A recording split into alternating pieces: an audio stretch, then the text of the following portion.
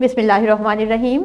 Once again welcome करते हैं आपको साइंस की क्लास में। और हम जो चैप्टर पढ़ रहे हैं वो चैप्टर 2 माइक्रो ऑर्गेनिजम्स के बारे में है।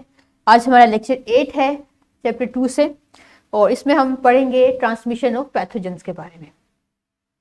पैथोजेंस क्या होते हैं ये हम पहले भी पढ़ चुके हैं कि the micro organisms that infect living organisms.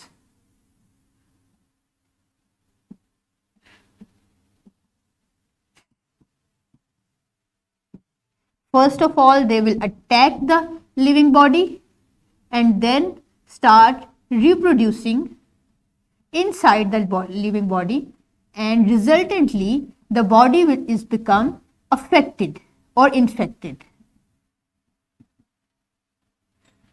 इसमें कुछ इलनेस कॉज होती है जिसके सिम्टम्स अपीयर होंगे, डिजीजेस या वैसे ही कोई डिफेक्ट। तो पैथोजेंस हर वो बीमारी फैलाने वाला ऑर्गेनिज्म है जो लिविंग ऑर्गेनिजम्स को बीमार करता है। अब ये लिविंग ऑर्गेनिजम्स तक अप्रोच कैसे करते हैं, इनके डिफरेंट मोड्स हैं जो हम पढ़ेंगे, और जो ऐसे लोग अचीव करेंगे वो है recognise that microorganisms get transmitted into humans and spread infectious diseases. कि हमने वो तमाम मोड्स स्टडी करने हैं जिनके through microorganisms human body में अटैक कर सकते हैं। प्रीवियस लेसन पहले रिवाइज करेंगे। Do all microorganisms cause diseases? Definitely not. There are some beneficial micro organisms that are helpful in our daily life, so all microorganisms do not cause diseases. What are pathogens? अभी हमने discuss किया the micro organisms that infect the living organisms are called micro organisms. चलिए मुझे ये बताइए कि why it is advised to wear mask to avoid कोविड-19। आप में से हर किसी ने मास्क पहना हुआ है, आपकी क्लास फेलोज ने भी, घरों में भी, और जब आप बाहर ट्रैवलिंग के लिए जाते हैं तो आप मास्क क्यों यूज करते हैं? क्यों आप मास्क आपको कोविड-19 से बचाता है? शाबाश। मास्क कोविड-19 के वायरस को इनहेल होने से, आपकी बॉडी में जाने से रोक देता है। Very good. Then tell me, why do you need to wear mask and keep 6 feet distance when you do not have COVID-19? जब आप में कोविड-19 का वायरस ही नहीं है, आप उसे अफेक्ट ही नहीं हुए, तो फिर आप मास्क क्यों पहने? Very good. इसलिए मास्क पहनना जरूरी है कि अगर आपके इडियट को इन्फेक्टेड पर्सन है तो उससे जर्म्स आपकी बॉडी में शामिल ना हो जाए। तो यहां से हमें पता चलता है एक मोड का कि माइक्रो ऑर्गेनिजम्स इनहेलेशन के थ्रू भी ह्यूमन बॉडी को इफेक्ट कर सकते हैं, यानी एयर के थ्रू। एयर में जर्म्स प्रेजेंट है, और जब हम ऐसी कंटेमिनेटेड एयर में ब्रीथ इन करेंगे तो वो जर्म्स हमारी बॉडी में भी दाखिल हो जाएंगे। अब आप मुझे ये बताइए कि इन्फेक्शन क्या होता है? वो स्टेज जिसमें पैथोजेंस रिप्रोड्यूस करना शुरू कर दें और इलनेस कॉज करना शुरू कर दें, उस स्टेज को इन्फेक्शन स्टेज कहते हैं।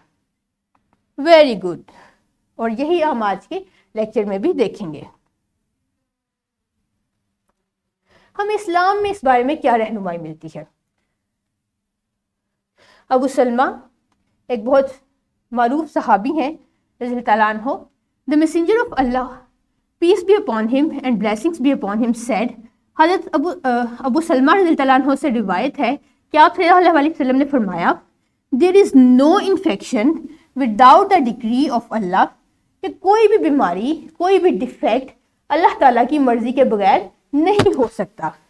Do not mix the sick with the healthy one. और जब कोई बीमारी आ जाए तो सेहतमंद लोगों को गैर सेहतमंद यानी मरीज लोगों से अलग रखो। ये हर किस्म की डिजीज के बारे में नहीं है, बल्कि ये कंटेजियस डिजीजेस के बारे में है जो पर्सन टू पर्सन मूव करती हैं, यानी एक शख्स से दूसरे शख्स को ट्रांसमिट हो सकती हैं। जब आप सल्लल्लाहु अलैहि वसल्लम ने फरमाया कि जब भी कोई वबा आ जाए, जैसा कि कोविड-19 था, जैसा कि प्लेग है, तो हेल्दी लोगों को सिक पीपल से अलग रखो ताकि वो भी इन्फेक्ट ना हो जाए। इसी तरह कुरान पाक में हमें जब आप पढ़ते हैं तो पता चलता है ट्रूली बेशक God loves those who turn on unto him, जो उस पर ईमान लाते हैं in repentance, and loves those who purify themselves, यानी अल्लाह ताला अपनी तरफ रुजू करने वालों को और सफाई कायम करने वालों को पसंद फरमाते हैं। अब सफाई कायम करना क्यों जरूरी है? इससे हम बीमारियों से बच सकते हैं,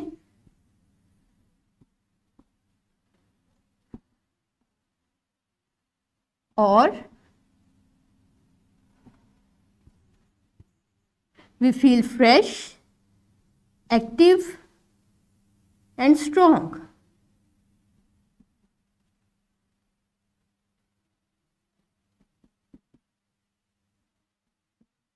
सो अल्लाह ताला को सफाई कायम करने वाले लोग पसंद हैं।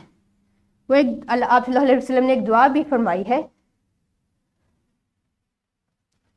कि अल्लाह ताला मुझे साफ सुथरा रहने वालों में से के वाले लोगों में शामिल फरमा, यानी साफ सुथरे रहने वाले लोगों पे ही ईमान की हरारत असर करती है। तो सफाई कायम कीजिए ताकि हम ना सिर्फ खुद को महफूज रखें, अपने माहौल को साफ रखें, बल्कि लोगों को के लिए भी फायदे का बाइस बने। तो चलिए अपने बढ़ते हैं आज के टॉपिक की तरफ। 2.5 आपको अपनी बुक में मिलेगा ट्रांसमिशन ऑफ पैथोजेंस के नाम से। पैथोजन की डेफिनेशन जो मैंने पीठ से पूछी थी वो यहाँ पे उसकी प्रॉपर डेफिनेशन है आपके सामने। A pathogen is a micro organism that cause diseases, एक ऐसा माइक्रो ऑर्गेनिज्म, हाँ वो बैक्टीरिया हो, फंजाई हो या फिर वायरस हो, जब वो डिजीज कॉज करेगा तो वो पैथोजेंस में शामिल हो जाएगा। अब पैथोजेंस के ट्रांसफरेंस के डिफरेंट मोड्स हैं। पहला तरीका है डायरेक्ट टच, कि आपने किसी कंटेमिनेटेड पर्सन के साथ शेक हैंड किया या आपने किसी कंटेमिनेटेड सरफेस को हाथ लगाया, तो माइक्रो ऑर्गेनिजम्स वहां से आपके हेल्दी हाथों पे ट्रांसफर हो गए। इन्फ्लुएंजा और कोविड-19 के जर्म्स इसी तरह से स्प्रेड होते हैं।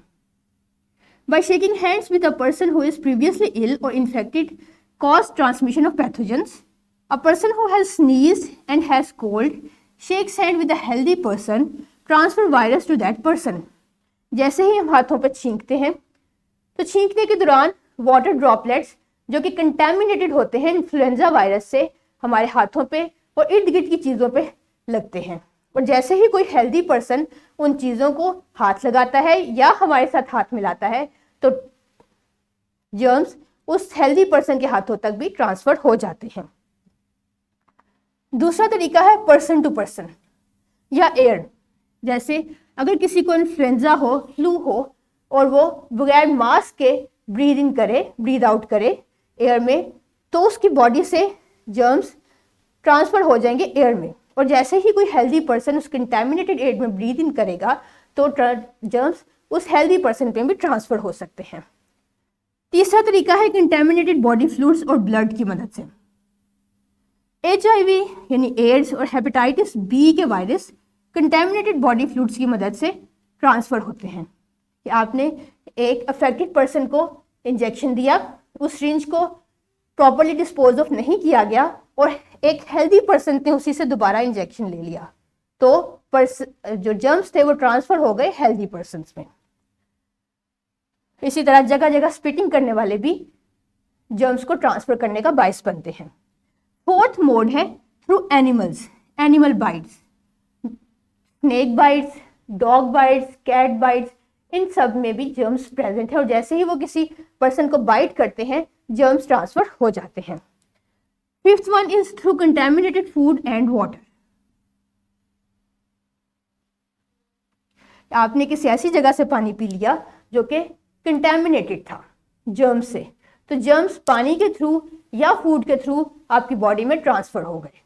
सो ये वो तमाम मोड्स हैं जिससे जर्म्स एक पर्सन से दूसरे पर्सन में ट्रांसफर होते हैं। चलिए जी लेसन को रैप करते हैं, रिवाइज सम अप करते हैं कि हमने आज क्या सीखा। Germs can spread from one person to other through direct contact, inhalation through infected air, contaminated body fluid और blood, animal bites, contaminated food and water.